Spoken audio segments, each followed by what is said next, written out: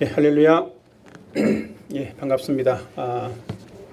날씨가 많이 서늘해졌죠. 예, 이제 무더운 여름이 지나가고 가을이 되어졌고 곳곳에는 코스모스도 보이고요.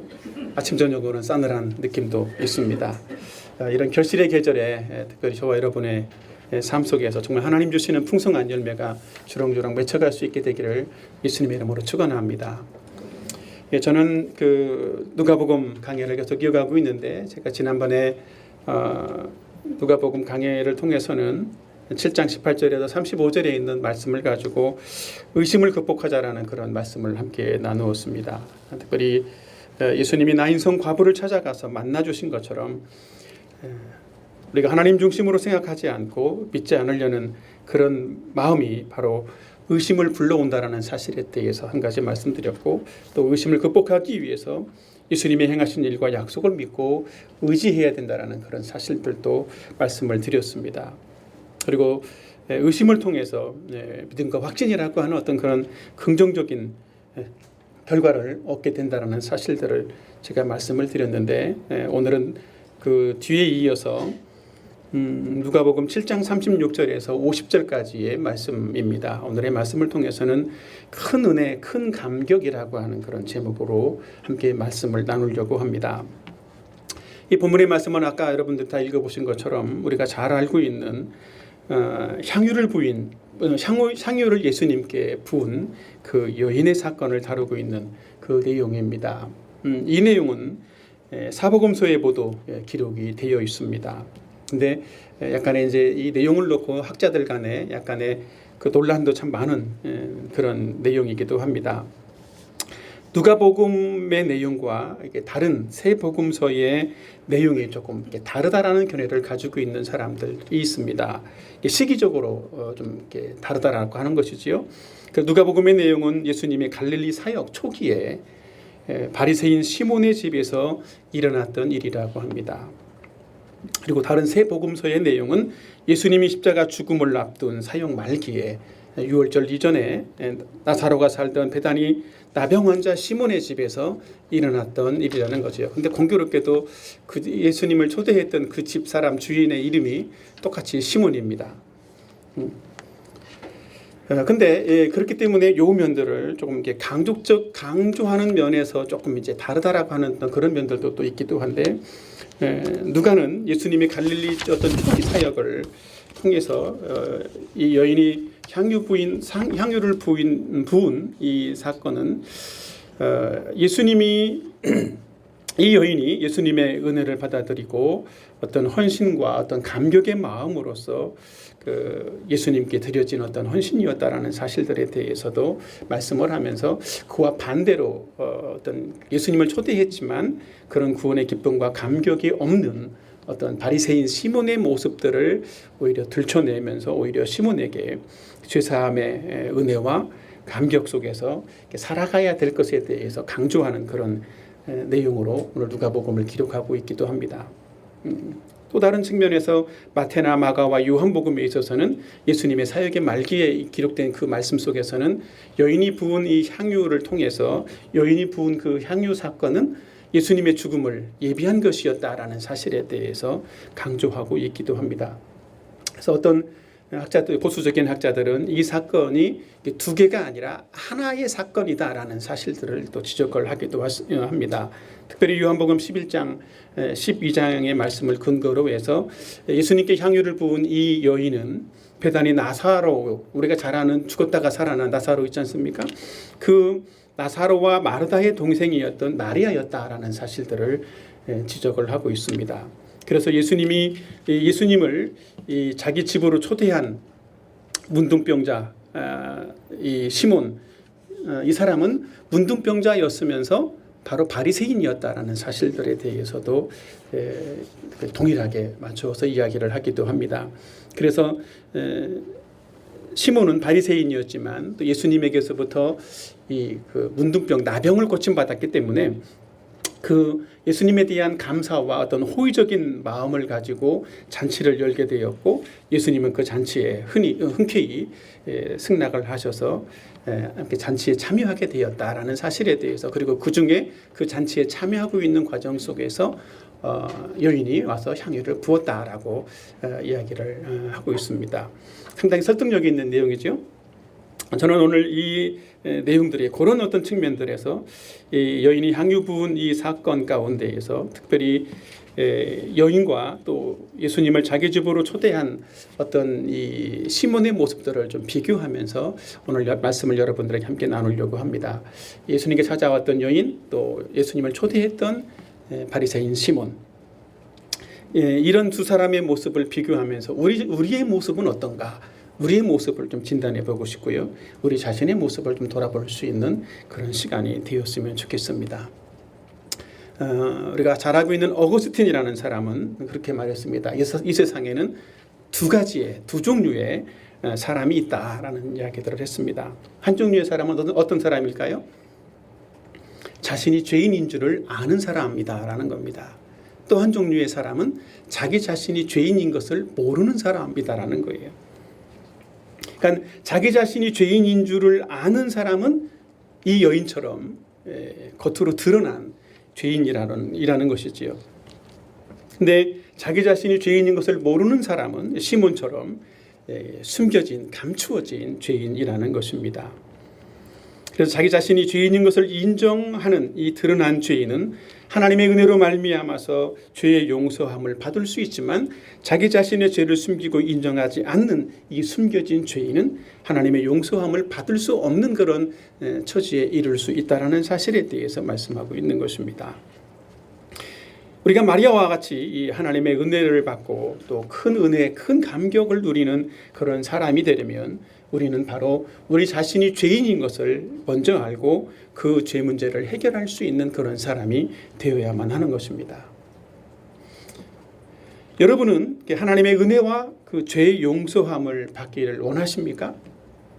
그렇다면 자신이 먼저 죄인인 것을 인정하고 그 자기 자신의 죄를 드러냄으로써 그 죄를 해결할 수 있는 사람이 되어야 하는 것입니다.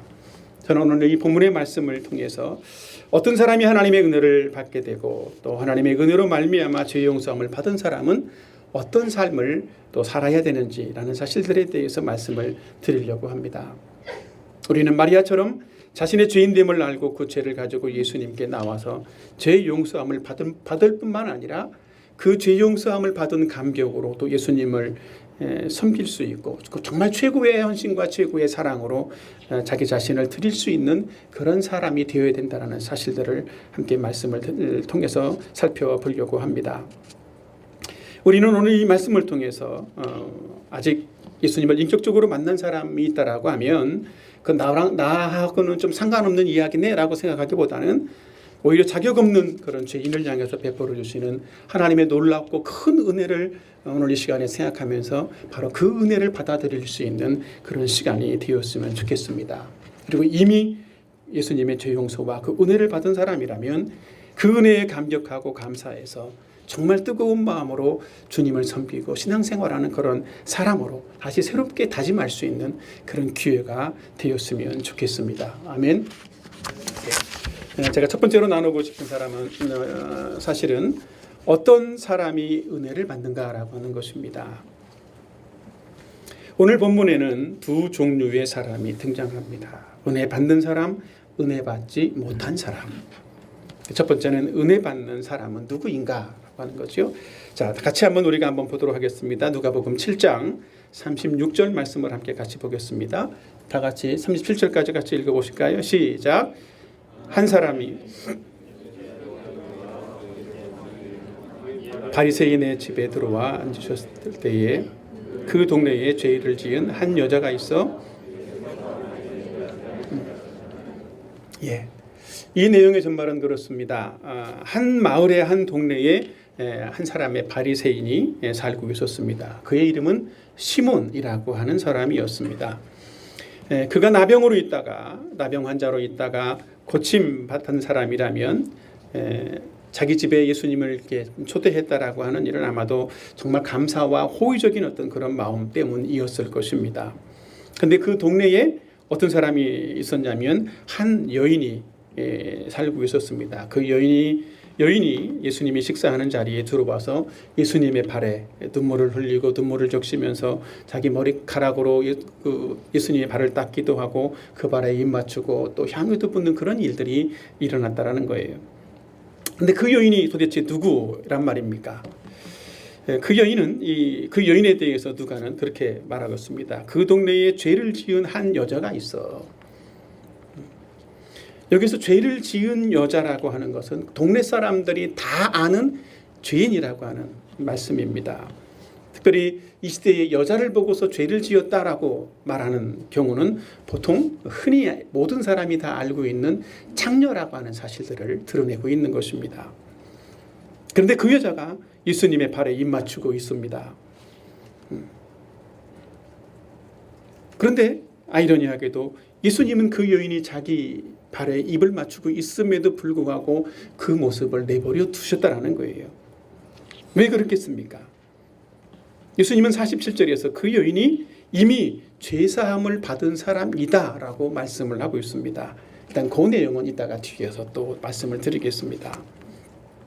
이 여인은 과거에 정말 소문난 죄인으로 살았던 그런 사람이었다라는 거예요. 그러나 지금은 어때요? 예수님께 찾아온 지금은 예수님을 만나서 죄사함을 받고 그 받은 은혜에 감격해서 감사해서 자신이 받은 그 죄 용서함을 받은 그 은혜에 대한 감사로 그 값비싼 향유를 가지고 와서 예수님의 발에 부어드리면서 은혜에 감사하는 그런 사람이었다라고 하는 것입니다. 바로 이런 여인의 모습이 큰 은혜 받은 사람의 모습을 잘 드러내고 있는 것입니다. 여러분은 은혜 받은 사람입니까? 비록 우리도 이 여인처럼 소문난 죄인일지라도 마치 자기 죄를 깨닫고 예수님께 나오는 그런 사람이 된다면 예수님으로부터 큰 은혜를 받는 죄사함을 받는 그런 사람이 되어질 줄로 믿습니다. 아멘. 우리가 아무리 추악한 죄인일지라도 예수님의 은혜는 우리의 그 추악한 죄보다 훨씬 크기 때문에 우리가 예수님께 나가기만 하면 예수님으로부터 큰 은혜와 죄사함의 은혜를 받게 되는 것입니다. 이 여인처럼 저와 여러분 모두가 정말 큰 은혜를 받고 큰 감격 가운데 살아가는 그런 사람들이 되기를 바랍니다.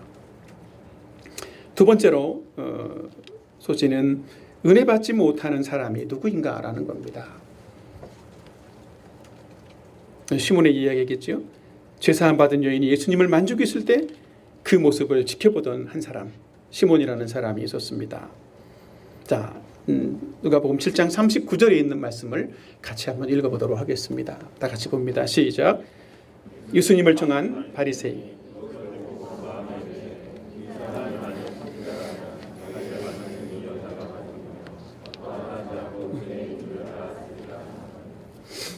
이 바리새인은 이 여인이 누구인지를 잘 알았던 것 같습니다. 그래서 그 마음속으로 생각을 했다라는 거예요. 예수님이 선지자라면 저 여인이 죄인인 것을 분명히 알았을 것인데 왜 예수님은 저 여인을 용납하고 있는 것인가?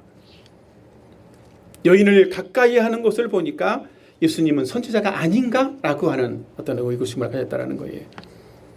그러면서 시몬은 그 마음에 예수님을 오히려 판단하고 정죄하는 마음까지 가지게 되었다라는 것입니다. 이 바리새인 시몬이 이렇게 예수님을 판단하고 정죄했던 이유는 무엇이겠습니까? 이 시몬은 겉으로 이 여자의 어떤 그 겉모습으로 드러난 죄의 모습만 생각하고 있었기 때문입니다. 그래서 자기 자신은 이 여인보다는 나는 조금 그래도 나은 사람이야 라고 생각을 하고 있었다라는 것이지요. 그리고 그 죄인된 여인을 받아주시는 예수님의 모습을 보면서 오히려 예수님을 비난하고 있었다라는 것입니다. 속으로는 온갖 죄와 더러운 곳으로 가득 찬 사람이었지만 그는 겉으로 위선자로서 드러난 사람이었다라는 것이지요. 이렇게 겉과 속이 다른 위선자의 모습이 혹시 저와 여러분의 모습은 아닐까요? 여러분, 우리는 자신의 내면에 숨겨져 있는 이런 죄를 깨닫고 인식하고 인정해야만 하는 것입니다. 바리새인 시몬처럼 자신이 얼마나 큰 죄인인 줄을 깨닫지 못한다라면 오히려 다른 사람을 정죄하고 판단하는 그런 위선자의 자리에 설 수밖에 없다라고 하는 것이지요. 우리가 이렇게 다른 사람을 판단하고 정죄하는, 그러면서 자기 자신의 죄를 숨기고 있는 위선자의 모습으로 살아간다면 우리는 예수님의 은혜를 받지 못할 수 있는 그런 사람이 되어진다는 것입니다. 오늘 이 말씀을 우리의 삶에 묵상해 보도록 하겠습니다. 묵상하고 적용해 보겠습니다. 첫째로 우리는 하나님의 은혜만 필요한 존재라는 사실들을 알아야 하는 것입니다. 우리 해결할 수 없는 공허함이나 허무함이 우리 마음속에 느껴질 때가 있지 않습니까? 그러나 그 결핍의 원인이 바로 우리의 죄 때문이라는 사실들을 알아야 합니다. 그리고 우리는 그 하나님의 은혜를 받기 위해서 겸손히 하나님께 나와서 엎드리는 그런 사람이 되어야 하는 것입니다. 우리는 마리아처럼 하나님의 은혜가 필요한 존재라는 사실들을 알고 하나님 앞에 나와서 우리의 죄 문제를 해결받는 그런 사람들이 되어야 하는 것입니다. 그런데 어떤 사람들은 반대로 자신의 죄를 인정하기보다 다른 사람을 비교하면서 자기 자신은 조금 그래도 낫다, 더 저 사람에 비해서는 나는 죄가 적은 사람이야, 더 나아가서 나는 죄가 없는 사람이야, 이렇게 자기 자신을 포장하려고 애쓰는 사람들도 있다는 것이지요. 그래서 다른 사람보다 더 괜찮은 사람처럼 인정받고 싶어하는 그런 마음들이 사람들의 마음속에, 또 우리의 마음속에 있다는 것입니다. 하지만 다른 사람들보다 상대적으로 정말 나은 사람처럼 우리가 보인다라고 할지라도 그것은 윤리나 도덕적인 행위일 뿐이라는 사실입니다. 윤리와 도덕적인 어떤 그런 모습에서 다른 사람들과 비교해서 조금 나을 정도의 사람이라면 그것은 하나님 앞에서 아무런 어떤 효과나 또 아무런 어떤 의의를 제공해 줄 수 있는 것이 아니라고 하는 것이지요. 그것은 그런 의의는, 그런 어떤 정도의 상태는 하나님과 아무런 상관없는 것이라고 하는 겁니다. 마치 우리가 이제 자판기에서 어떤 음료수를 하나 빼먹는다라고 하면 음료수가 1,000원이다. 어떻겠습니까? 그러면 1,000원을 넣어야 음료수가 나오겠죠. 그죠? 근데 990원을 넣으면 어떻게 되겠습니까? 여전히 안 나옵니다. 근데 10원을 넣었어요. 그런 사람 어떻겠습니까? 990원을 넣은 사람이나 10원을 넣은 사람이나 동일하게 나오지 않는 것은 똑같다라는 거예요. 금액의 차이는 많아 보이지만 결국은 음료수를 빼먹지 못하는 것은 동일하다는 겁니다. 우리는 마리아처럼 사람 앞에서가 아니라 하나님 앞에서 정말 오직 하나님의 은혜만을 바라볼 수밖에 없는 그런 존재라는 사실들을 알아야 하는 것입니다. 아무리 법 없이 살 수 있는 그런 사람처럼 보일지라도 그것은 다른 사람과 비교해서 조금 더 윤리적인 죄를 덜 지었을 뿐이지 하나님 앞에서는 여전히 죄인일 뿐이고 하나님 앞에서는 여전히 은혜가 필요한 그런 존재라고 하는 것입니다. 그 사실에는 전혀 변함이 없는 것이지요. 우리는 이 사실을 인정하고 예수님의 은혜를 받아야만 하는 것입니다. 그럴 때 죄의 용서함을 받는 그런 사람이 될 수 있는 것입니다. 하나님의 이 풍성한 은혜가 저와 여러분에게 함께하기를 바랍니다. 둘째로는 자기 자신의 죄를 숨기면 은혜를 받을 수 없다라는 거예요. 우리는 시몬처럼 자기 자신의 죄를 숨기지 말아야 한다는 것입니다. 자신이 하나님 앞에서 큰 죄인이라는 사실을 알고 그 죄를 숨김없이 드러내는 사람만 하나님의 은혜를 받는 사람이 될 수 있는 것입니다. 우리가 스스로 죄를 해결하려고 애쓴다라고 해서 그 죄를 해결할 수 있는, 정말 그 한 가지의 죄라도 해결할 수 있는 것이 아닌 것이지요.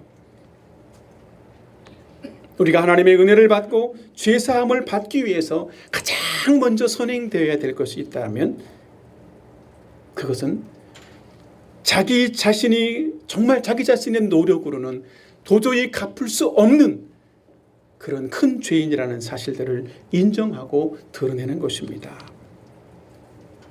예수님의 용서가 아니면 해결할 수 없는 큰 죄인이라는 사실들을 알 때 우리는 예수님의 은혜를 구하게 되고 예수님의 그 은혜의 보좌 앞에 나오게 되는 것입니다. 자기 자신이 꽤나 괜찮은 사람인 것처럼 생각하는 사람이라면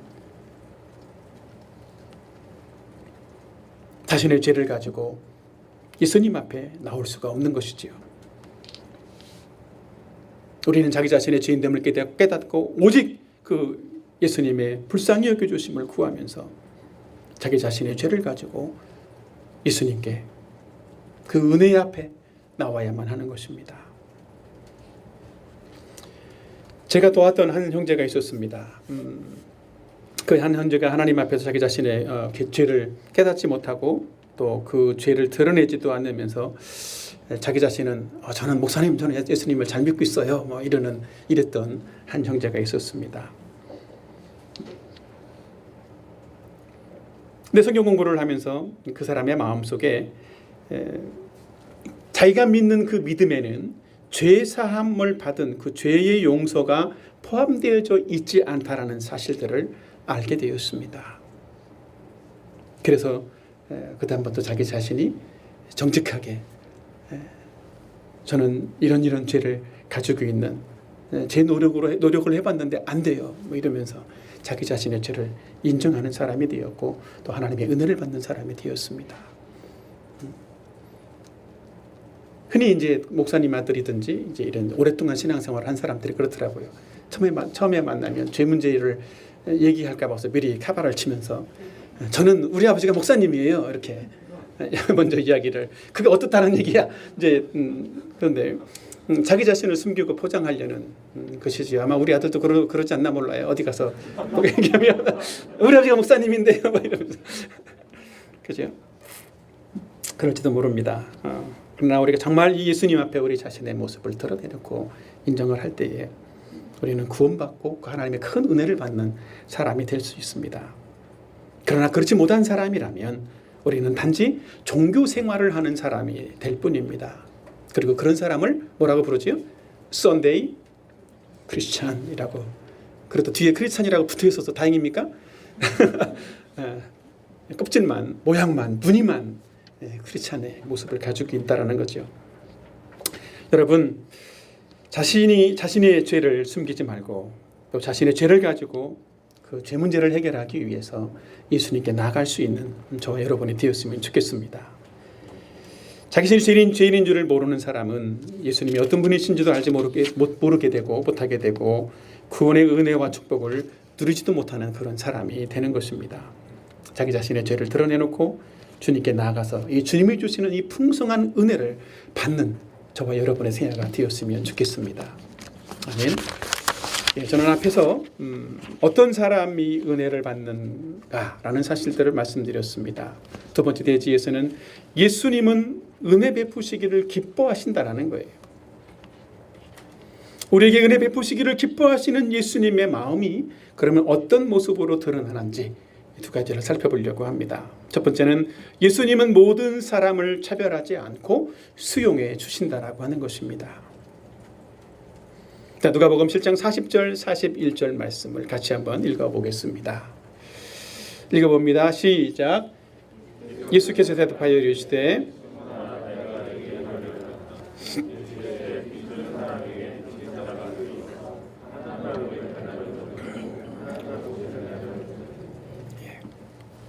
예수님은 이 자기 자신의 죄를 숨기고 있었던 바리새인 시몬을 향해서도 그를 차별하지 않으시고 은혜 베풀어 주시기를 기뻐하신다라는 거예요. 예수님께 향유를 부인 그 여인을 정죄하고 판단했던 바리새인 시몬, 그에게 예수님은 조용히 말씀합니다. 시몬아, 내가 너에게 할 말이 있다. 그러면서 두 사람의 비유를 들어서 말씀을 해주겠습니다. 두 사람이 있었다. 한 사람은 500데나리온의 빚을 지었다. 한 사람은 50데나리온의 빚을 지었다.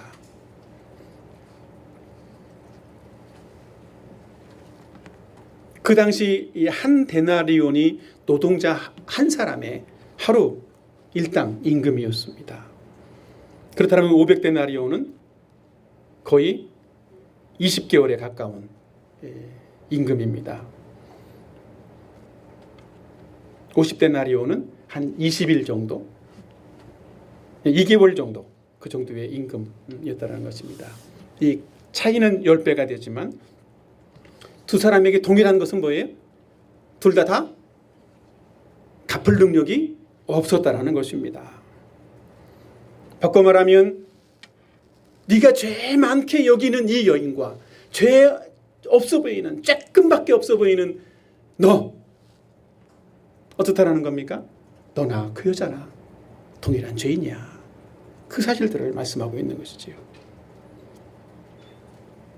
예수님은 우리가 어떤 죄를 가지고 있든지 우리의 죄를 차별하지 않으시고 받아주시는 분이신 줄로 믿으시길 바랍니다. 이런 모습이 바로 은혜 베풀어 주시기를 기뻐하시는 예수님의 모습인 것입니다. 은혜는 사람을 정죄하거나 차별하지 않고 동일하게 수용하고 받아주는 것입니다. 예수님은 죄를 가지고 있는 그 모습 그대로의 우리를 소중히 여겨주시는 줄로 믿으시길 바랍니다.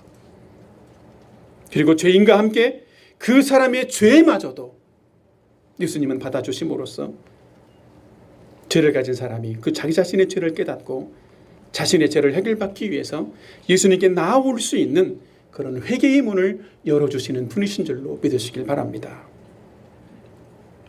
여러분, 예수님은 우리를 차별하지 않으시고 거절하지도 않는 분이십니다.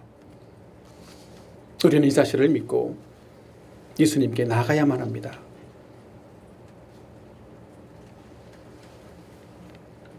정말 우리가 아무리 큰 죄가 있을지라도 예수님께서 우리를 거절하지 않고 받아주실 것을 믿어야만 하는 것입니다. 우리를 차별하지 않고 거절하지 않는 그 예수님께 나가서 정말 풍성한 은혜를, 큰 은혜를 받는 여러분들이 되었으면 좋겠습니다.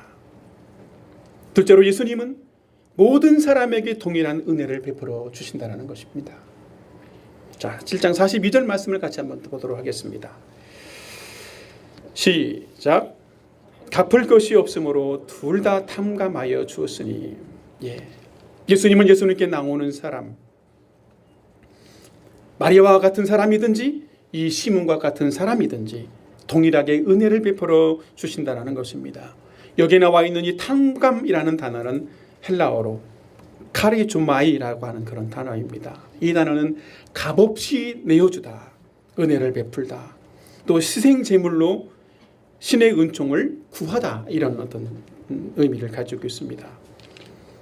그리고 이 말씀은 예수님은 이 말씀을 통해서 자신을 희생하고 오히려 이 죄와 형벌에서 이 죄인들을 구원하시는 은혜를 베풀어 주시는 분이라는 사실들을 말씀하고 있는 것입니다. 예수님이 우리의 죄를 탐감해 주시는 이유가 무엇일까요? 우리가 자격이 충분해서일까요? 반대로 우리가 자격이 없지만 우리는 그 죄를 갚을 수 있을 만한 능력이 우리에게 없기 때문에 예수님은 우리의 모든 죄를 탐감해 주시고 은혜를 베풀어 주시는 것입니다.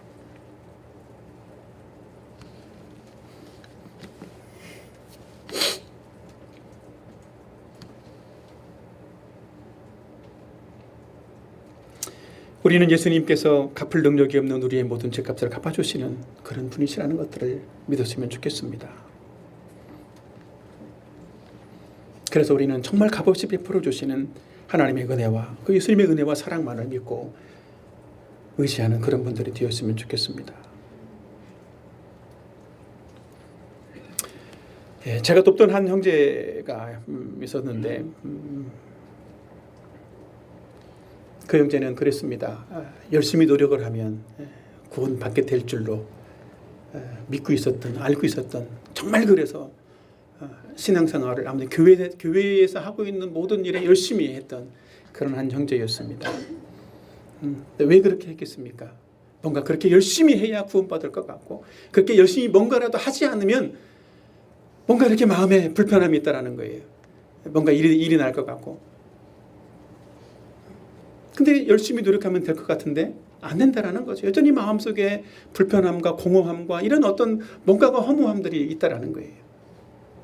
근데 그 형제는 꽤 공부를 잘하는 형제였습니다. 그러니까 자기 자신이 공부를 할 때에는 그래도 어느 정도 서강대 정도 왔으면 뭔가 이렇게 좀 하지 않았겠습니까? 그죠? 근데 뭔가 공부해서 자기 노력을 할 때는 되게 좋은 결과를 냈다라는 거예요. 열심히 공부하면 좋은 결과 성적이 나왔어요. 그래서 자기도 죄 문제 해결하는 것들도 이렇게 열심히 봉사하고 열심히 헌신하면 뭔가 그것도 될 수 있을 것 같다라는 생각을 했다는 거죠. 근데 잘 안 되니까 몇 년을 몇십 년을 그렇게 해봐도 잘 안 되니까 예수님 믿는 게 구원받는 게 이렇게 어려워요. 뭐 이렇게 말할 수밖에 없다라는 거죠. 여러분 어렵습니까? 안 믿어집니까? 사실은 자기 노력으로 한다면 안 믿어지고 어려운 것이 지극히 정상인 거예요. 여러분이 정말 열심히 노력했는데 안 믿어져. 그런 사람, 그런 분이 있다면 정상인 것입니다. 왜? 여러분의 노력으로는 할 수가 없는 거라는 거예요. 믿음은 성적순이 아닙니다. 믿음은 뭐라고요? 성적순이 아니라고요. 내가 열심히 노력한 결과가 아니라는 겁니다. 여러분, 우리는 자기 자신의 노력이나 자기 자신의 의를 내세우려고 하지 말고 예수님이 우리를 향해서 해주신 그 일을 믿음으로 받아들이기만 하면 되는 것입니다. 아멘. 예수님은 갚을 능력이 없는 우리의 연약함을 아시고 동일한 은혜를 베풀어 주시는 그런 분이신 줄로 믿으시길 바랍니다. 우리는 예수님의 십자가 그 죽음이 우리를 모든 죄에서 탕감해 주시기에 충분하다라는 사실들을 믿고 예수님의 은혜만을 의지하는 그런 사람들이 되어야만 하겠습니다. 이 사실을 우리의 삶에 묵상하고 적용해 보겠습니다. 우리는 차별하지 않는 예수님을 의지해야만 합니다. 우리는 우리의 죄가 많고 적음에 대해서 상관없이 우리를 차별하지 않는 그 예수님을 믿어야 합니다. 그래서 오직 그 예수님을 의지하는 사람이 되어야 하는 것입니다. 우리의 죄가 많다고 스스로를 정죄할 필요도 없고 우리의 죄가 자기 자신의 죄가 적다고 우쭐하거나 교만할 필요도 없습니다. 우리의 죄가 많거나 적거나 상관없이 예수님은 우리를 거절하지 않고 수용해 주시는 분이심을 믿으시기를 바랍니다. 여러분, 죄가 무엇인 줄 압니까? 죄는 우리가 하나님을 거절하고 거역한 것이 죄입니다. 그래서 우리는 하나님께서도 우리의 죄를 보실 때 우리를 거절할까 봐 걱정하기도 합니다. 나 같은 죄인을 주님이 과연 받아주실까? 그러나 하나님은, 예수님은 죄인된 우리를 거절하지도 차별하지도 않으시는 분이라는 사실들을 믿으시길 바랍니다. 하나님이 우리를 거절하지 않는 유일한 이유가 있다면 바로 예수님의 십자가의 공로 때문입니다. 예수님의 공로가 우리를 모든 죄 가운데 우리의 모든 죄 문제를 다 해결해 주기에 충분하기 때문입니다. 그래서 하나님은 우리가 어떤 죄를 가지고 있을지라도 차별하지 않고 은혜를 베풀어 주시는 줄로 믿습니다.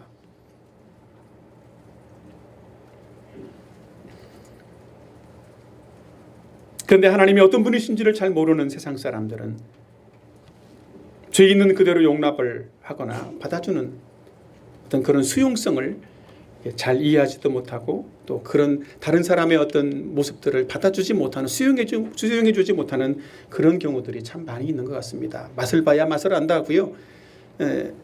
예수님의 그 은혜 그냥 값없이 누구에게 동일하게 어떤 죄든지 상관없이 받아주는 그 은혜를 받아보지 못한 사람은 다른 사람을 향해서도 그렇게 나올 수밖에 없다는 거예요. 다른 사람을 이해하거나 받아주지 못한다는 것입니다. 그래서 어떤 사람들은 인터넷에 자기의 생각과 조금만 다른 글이 올라오는 걸 발견을 하면 악플을 달고 온갖 비난을 하면서 오히려 그 사람을 정말 매장해버리려는 그런 마음을 갖기도 합니다. 자기 생각과 다를 때 자기 생각이 거절받는 것뿐만 아니라 자기 자신이 거절받는다라고 생각을 하는 거예요. 그래서 자기 자신이 거절받는 것을 견디지 못하는 겁니다. 제가 이번 주에 들었던 저녁 식사하면서 식당에서 뉴스를 봤는데 이틀 연속해서 비슷한 뉴스를 봤어요. 근데 두 사건은 다른 사건이었습니다.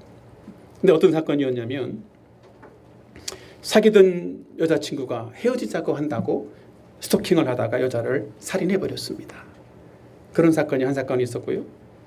그 다음날 또 다른 사건은 자기가 좋아하던 어떤 그 여자가 있었는데 그 여자로부터 거절을 받았어요. 그래서 그 여자가 아마 처음에는 직장 동료였던 것 같은데 지하철의 영무원으로 있었던가 봐요. 근데 어떻게 해서 지하철을 그만두고 이제 그 영무원에 일하는 그 여자 직원이 근무를 쓰면서 이제 저녁 때 아마 화장실 청소를 하기 위해서 들어갔을 때 화장실에서 그 여자를 또 살해했던 그런 사건이 보도되었습니다. 상대방의 여자가 이제 그만 헤어져요 라고 한다든지 나는 너가 싫어 이럴 때 어떻게 해야 됩니까? 수용해야죠. 그죠? 안 그렇습니까, 형제들? 너는 나만 사랑해야 돼. 안 사랑하면 죽을 거야. 뭐 이런 어떤 마음을 가지면 안 되는 거지 않습니까? 그죠? 우리는 수용해 줘야 돼요. 나와 생각이 다르다라고 해서 저 사람이 나 자체를 거절하는 게 아니라는 거예요. 근데 그 사실을 알지 못하면 이런 비극적인 결과들이 나올 수 있다라고 하는 겁니다. 그러나 하나님은 우리를 절대로 거절하지 않는 분이라는 사실들을 믿으시길 바랍니다. 여러분, 우리는 우리를 차별하지 않고 거절하지 않으시는 그 예수님만을 믿으시길 바랍니다. 오직 이것만이, 오직 예수님의 그 은혜만이, 그 예수님의 십자가 그 공로만이 하나님의 공의를 만족시켜 드릴 수 있습니다. 그리고 우리로 하여금 예수님이 베풀어 주시는 그 하나님이 베풀어 주시는 크고 놀라운 그 사랑과 은혜를 풍성히 받도록 만들어 준다라는 사실들을 믿으시길 바랍니다. 두 번째로 우리는 동일한 은혜로 의롭게 되었다라는 사실들을 믿고 주장해야 한다는 것입니다. 우리가 어떤 죄인이었든지 예수님의 동일한 은혜로 탐감받은 그런 존재라는 사실들을 믿고 확신해야 되는 거예요. 동일한 은혜로 의롭게 되었다. 그 사실들을 매일매일 믿고 주장해야 하는 것입니다. 우리는 갚을 능력이 없는 그런 죄인이었는데 예수님의 값없이 베풀어 주신 그 은혜로 나는 용서받은 사람이야. 이 사실들을 매일 주장해야 되는 것이죠. 예수님이 모든 죄값을 다 지불해 주셨기 때문에 더 이상 내가 그 죄를 위해서, 죄를 갚기 위해서 노력할 이유가 아무것도 없어. 이 사실들을 믿어야 하는 거예요. 예수님은 2000년 전에 십자가에서 이미 우리의 모든 죄값을 다 지불해 주신 줄로 믿습니다. 이 사실을 믿는 우리들은 지금 현재적으로 나는 의롭게 되어진 그런 사람이라는 사실들을 항상 믿어야 되는 거예요. 그리고 현재적으로 그 사실들을 나의 것으로 내가 의롭게 되어진 사실들로 받아들여야만 하는 것입니다. 그렇게 될 때 때로는 내가 죄를 짓고 연약할 때라도 또 내가 상태가 좋고 뭔가 경건이 쌓아져 나갈 때라도 어떤 때라도 상관없이 나를 의인으로 여겨주시고 나를 받아주신 변함없이 사랑해 주시는 그 예수님, 그 하나님을 믿고 확신하며 살 수 있게 되는 것입니다. 만일 우리가 우리의 노력으로 뭔가 이 죄를 해결을 해야 한다라면 얼마나 불행하겠습니까? 또 얼마나 불안할까요? 혹시나 내가 해결한다고 했는데 빼먹은 게 있을까? 잊어먹은 게 있을까? 한 가지라도 있다면 어떻게 되겠습니까? 큰일 나는 거예요. 그렇죠? 그런데 예수님은 단번에 십자가에서 우리의 모든 죄들을 다 갚아주시고 해결해 주신 줄로 믿습니다. 우리는 이 사실을 매일 믿고 주장하면서 구원의 기쁨을 누려가야만 하는 것입니다. 매일매일 우리가 성경을 볼 때, 기도할 때마다 또 경건의 시간을 할 때마다 이런 구원의 기쁨을 누려갈 수 있는 저와 여러분이 되었으면 좋겠습니다. 아멘. 예, 저는 앞에서 어떤 사람이 은혜 받는 사람인가라는 말씀을 드렸고, 또 두 번째로는 예수님은 은혜 베푸시기를 기뻐하신다라는 사실들을 말씀드렸습니다. 이제 마지막 세 번째 대지는 우리는 은혜에 감격하며 살아야 한다라는 말씀들을 드리려고 합니다. 우리는 받은 은혜를 기억하고 감사해야만 합니다.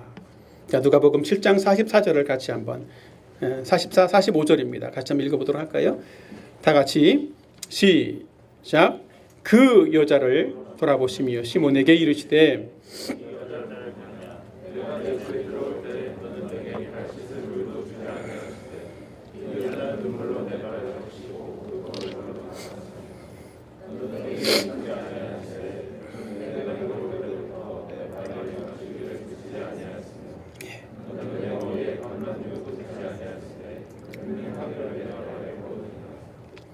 예수님은 이 바리새인 시몬에게 여인에 대해서 이렇게 말씀하면서 이 시몬이 행한 그 일과 여인이 행한 일들을 비교하시면서 말씀하십니다.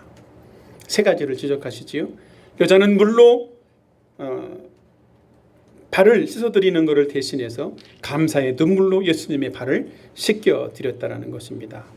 그리고 수건이 아닌 자기의 긴 머리카락으로 예수님의 발을 씻어드렸습니다. 그리고 그 여인은 둘째로는 예수님의 얼굴 대신에 예수님의 발에 입맞추었습니다. 세 번째로는 왕의 머리에나 붓기에 합당한 이 값비싼 향유를 예수님의 발에 아낌없이 부어드렸습니다. 여인은 자기 자신의 죄를 용서받은 감격 때문에 그렇게 했던 것이지요. 예수님은 그래서 특히 시몬에게 이렇게 말씀합니다. 이 여자를 보느냐? 예수님이 이렇게 말씀하신 것은 시몬도 이 여자처럼 자기 자신의 죄를 깨닫고 예수님께 나와서 이 은혜 받는 그런 사람이 되기를 원하신다라는 그 사실들을 말씀하고 있는 거예요. 시몬은 자기가 예수님을 초청했음에도 불구하고 일반적인 초청자들이 하는 그런 행위도 하지 않았습니다. 예수님에게 발을 씻을 물도 주지 않았고 예수님의 볼에 입맞추지도 않았습니다.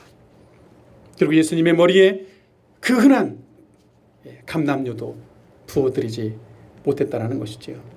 그렇지만 그런 시몬도 여인처럼 예수님의 은혜를 받는 자가 되고 은혜에 감격하며 사는 자가 되기를 예수님은 원하셨다라는 것입니다. 여러분은 주님께 받은 구원에 대한 감격과 감동이 살아있습니까? 아니면 빛바랜 사진처럼 그 아련한 추억이 되어 있지는 않습니까? 아, 옛날에 그랬었지 뭐 이러면서, 그죠? 우리가 주에서 구원받고 생명을 얻게 된 사람이라면 우리는 그 받은 은혜를 기억하고 감사와 그 감동에 넘치는 그런 삶을 살아야만 하는 것입니다. 보통의 청소년기를 살아가는 그런 자녀들을 보면 흔히 그렇게 생각을 합니다. 우리도 다 그렇게 하면서 컸던 것 같은데 나 혼자 알아서 잘 큰 것처럼 생각을 하죠. 그죠? 그렇습니까? 그리고 아쉬울 때만 부모를 찾아옵니다. 용돈 주세요. 이러는 것만 찾아오죠. 근데 우리가 영적으로도 비슷한 것 같아요. 리더 없이 자기가 이렇게 훌륭하게 잘 큰 것처럼 생각하지 않습니까? 하나님 없이, 하나님의 은혜가 없이도 나는 나 혼자 열심히 잘 컸어. 이런 나를 보면서 하나님은 정말 기뻐하실 거야.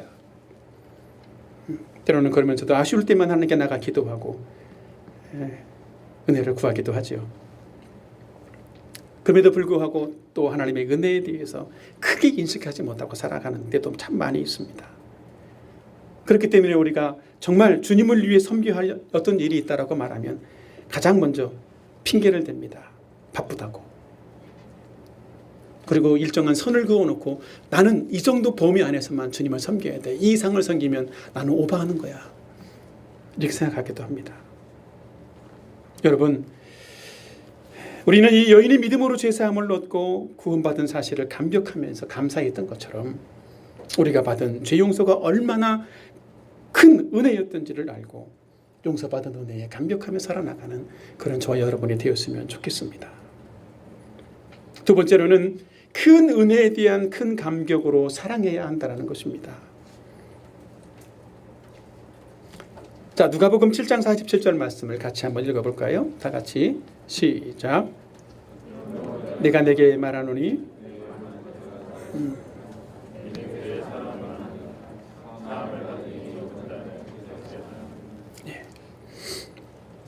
예수님은 계속해서 시몬에게 말씀합니다. 이 여인의 모습을 통해서 예수님을 초대했던 이 바리새인 시몬에게 이 여자의 행동 속에서 많은 죄 사함을 받은 사람의 그 사랑을 너도 좀 깨달았으면 좋겠다.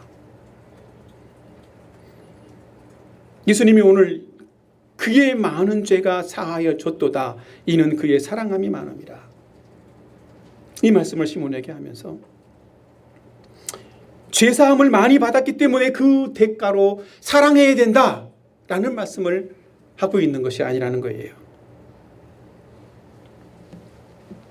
오히려 여인이 큰 사랑으로 주님을 섬기는 것을 보니까 그가 이미 많은 죄사함을 받은 사람이라는 것을 내가 알겠다라는 것이지요. 그 사랑으로 이미 받은 은혜를, 받은 죄사함을 오히려 드러내고 증명했다라는 것입니다. 그래서 예수님은 이 바리새인 시몬이 가지고 있던 죄에 대한 무감각한 태도, 죄를 인식하지 못함으로 인해서 죄사함을 받지 못한 채 예수님을 향해서 사랑과 어떤 감격이 없이 살아가는 그런 바리새인의 모습을 인식할 수 있도록 깨닫게 해주시도록 그렇게 하신 것입니다. 오늘 우리는 이 시몬의 모습 속에서 우리 자신의 모습을 발견할 수 있어야 됩니다. 겉으로는 신앙 좋은 사람처럼 보이면서도 오히려 속으로는 예수님께 드려야 할 진정한 사랑이 흘러넘치지 않는 그런 이 시몬의 모습이 우리의 모습은 아닐까요? 우리는 죄 많던 여인이 큰 은혜를 받고 죄사함의 감격과 감사로서 정말 이 300데나리온이나 되는 향유를 예수님께 드려서 헌신했던 것처럼 은혜 받은 그 은혜에 감격하고 예수님을 사랑하는 그런 사람들이 되어야만 하는 것입니다. 때로는 우리는 예수님을 사랑하는 그런 사랑이 없이도 신앙생활을 할 수가 있습니다. 그런 사랑이 없이도 교제하고 또 봉사하는 일도 할 수도 있습니다. 그러나 우리는 끊임없이 예수님을 사랑하는 그 마음으로 주님을 섬기길 바랍니다. 그리고 다른 사람도 섬겨줄 수 있으면 좋겠습니다. 그러지 못한다면 예수님과는 아무 상관없는 그런 신앙생활, 그런 섬김이 될 수 있는 것입니다. 율법적인 종교인 이 시몬이 바로 그런 모습이었던 것이죠. 여러분은 큰 감격으로 예수님을 사랑하고 있습니까? 우리는 예수님을 사랑함으로써 받은 은혜에 대한 감격이 우리 마음에서부터 흘러넘치도록 만들어야 됩니다. 그것이 우리의 삶 속에서 증명되어져야 하는 것이지요. 예수님에 대한 사랑이 식어지면 자연스럽게 다른 사람을 향한 사랑도 식어지게 되어 있습니다. 우리는 주님께 받은 그 사랑을 기억하고 그 은혜를 기억하고 크고 넘치는 사랑으로 주님을 섬기고 다른 사람을 섬길 수 있는 그런 사람들이 되었으면 좋겠습니다. 이 말씀을 우리의 삶에 묵상하고 또 적용해 보겠습니다. 우리는 어떻게 은혜에 감격하며 살 수 있는가? 첫 번째입니다. 용서받은 감격과 감동과 감격을 회복해야 한다는 것입니다. 우리는 이 죄 많았던 이 여인이 예수님께 나와서 받은 그 은혜와 그 용서의 감격에서 예수님의 발을 뜨거운 눈물로 적셨던 것처럼 우리도 죄사함에 대한 감격의 눈물을 흘리는 그런 사람들이 되어야만 한다는 것입니다. 여러분은 예수님께 받은 큰 은혜에 대한 그런 감격이 있습니까? 어떤 사람은 아직 한 번도 그 은혜를 경험해 보지 못한 사람이 있을지도 모릅니다. 그러나 그런 사람도 실망하지 마십시오. 자기 자신의 죄를 깨닫고 예수님께 나아가기만 하면 예수님은 거절하지 않으시고 여러분을 받아주시고 큰 은혜를 베풀어 주시는 그런 그런 일들이 일어날 것입니다. 여러분도 은혜 받는 사람이 될 수 있다는 것이지요. 그러나 이미 은혜를 받았음에도 불구하고 받은 은혜를 잊고 지내는 그런 사람이 있다면 주님께 받은 죄사함의 은혜를 기억하고 이 감사와 감격의 눈물을 회복할 수 있는 그런 사람들이 되었으면 좋겠습니다. 우리는 메말라버린 그 은혜에 대한 감격의 눈물을 다시 흐르게 해야 한다는 것입니다. 그렇게 하기 위해서 가장 좋은 한 가지의 방법을 소개해 드리려고 합니다. 우리는 우리가 얼마나 큰 죄에서 용서받은 사람인지 매일매일 기도할 때마다, 기도 시간마다 자신의 연약함과 죄를 자백할 수 있기를 바랍니다. 우리는 매일 자기 자신을 돌아보며 자백함으로써 정말 내가 얼마나 큰 은혜를 받은 사람인지 깨닫게 되고 발견하게 될 것입니다. 그리고 받은 은혜에 대한 감격으로 감사하게 되고 오히려 뜨거운 사랑으로 주님을 섬길 수 있는 그런 사람이 되어질 것입니다. 여러분, 내리사랑이라는 말을 아시지요? 우리가 주님께 사랑을 받았다라면 우리는 더 나아가서 어떻게 될까요?